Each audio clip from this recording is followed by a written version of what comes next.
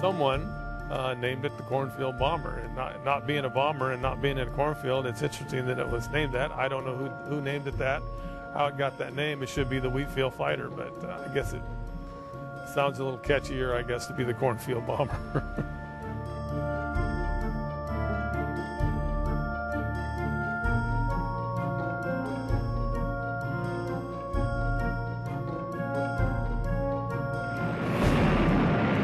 Take off as a flight of 4. We actually ended up as a flight of 3 because one airplane aborted. I had my wingman, which was Major Jim Lowe at the time. The other member was Tom Curtis. He was also a major. He was to be the opponent. We flew slightly north of Mauston. I was coming in at approximately 40,000 feet. As it turned out, my opponent was lower. We met.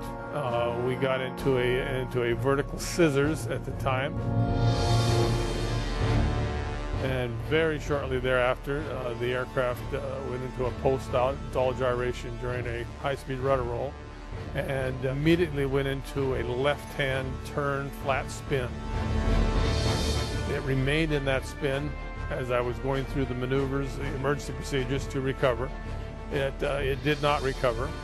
I finally, after being prompted by my wingman, ejected approximately at 8,000 feet or so above the ground.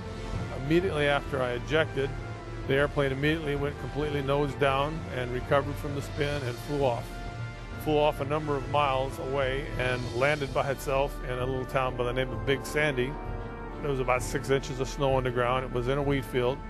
Probably skidded some couple hundred yards or more and came to rest. It ran at idle until it basically ran out of gas. This wasn't the first time that the minute the pilot ejected, the aircraft recovered from the spin.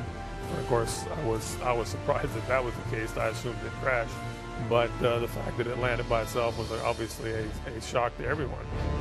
There was no major structural damage. There was minor damage, and the airplane was sent back to McClellan Air Force Base, which was our depot.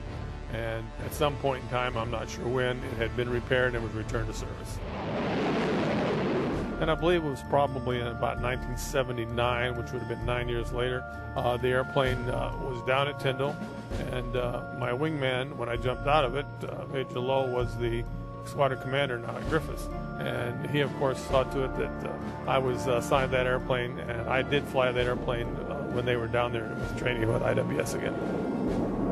Well, it's a unique experience, you know. I guess I'm part of a 1 in a million occurrence. I don't know that this has ever happened again, this whole scenario, but it is good to see the airplane again and to know that it's in the museum here, and this story, I guess, will live on until it happens again.